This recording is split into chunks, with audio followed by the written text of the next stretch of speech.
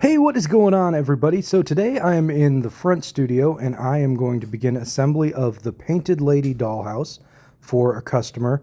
And I figured this might be a good opportunity to kind of walk you through my process so you can see how I do things here in the studio. The first thing you're going to want to do is take a look at the instructions and mark all of your pieces. It makes it so much easier if you get that out of the way first so that you're not hunting and pecking for pieces as you go along in the build. It also gives you an opportunity to kind of inspect every piece and make sure that there's no missing pieces and that nothing is damaged. This particular kit is from Real Good Toys, and in my experience, they have great customer service and they're very good at replacing any parts that do arrive damaged. This is going to be the first video in what I hope will be a multi-video series with this build. This one is going to be just inventorying the parts list like I'm doing here, and then also walking you through the first couple of steps in the instruction manual, which is building the foundation. In this particular kit, they want you to assemble these inserts first before you do the foundation, and I like to go in order, so that's what we're going to do. I'll tape them together just to keep them in place where I want them, and you'll notice that I use Loctite Power Grab on the edges there as the adhesive, and then my brad nailer is actually going to be used to secure the pieces together, sort of like a clamp. The adhesive itself is the long-term bonding agent, and then the brad nailer holds everything in place while that adhesive dries. This next tool you're going to see me snapping here is a spring-loaded nail setter. It takes the place of a hammer just to get those nails really set in that wood so that there aren't any nail heads protruding. I really like to use this electric nail gun. Now I have a compressor and an air hose you can kind of see back there behind that display case, but I find that it's just got a little too much power for what I need, and it drives the nails a little too deep. And so the electric one has just enough power and just enough depth. It really makes it perfect for dollhouse construction. If you enjoy watching this process, don't forget to like and subscribe and turn on notifications so you're alerted when the new videos in the series come out. And if you have any questions along the way, just leave them in the comments.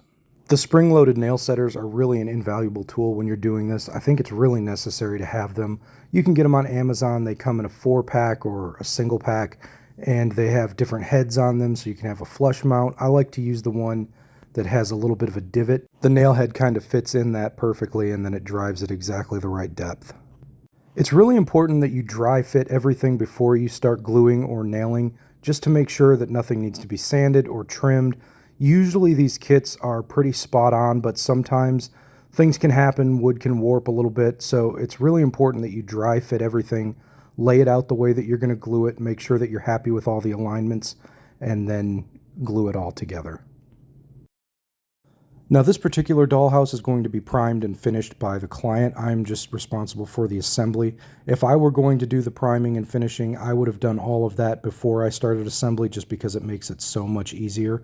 And while we're on the topic of priming and painting the dollhouse, this adhesive that I recommended earlier is going to dry white. So if you're planning on keeping it an unfinished dollhouse, you might want to keep that in mind. I would go with something that dries clear, but this particular one is going to be primed and painted.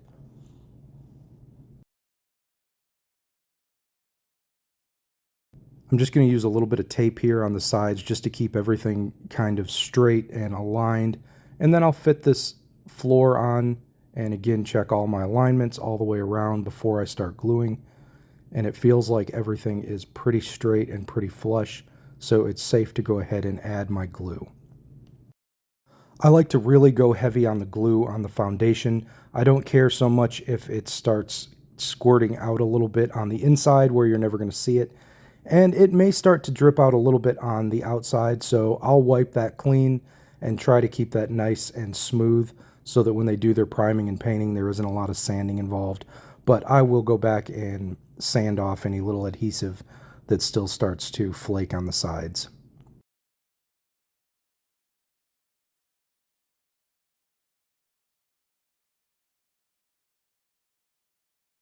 I also like to use a straight edge like I'm doing here to kind of mark a line where those foundation pieces will fit so that I can use my brad nailer and go back and nail them from the top. The foundation is really important to make sure that that's secure.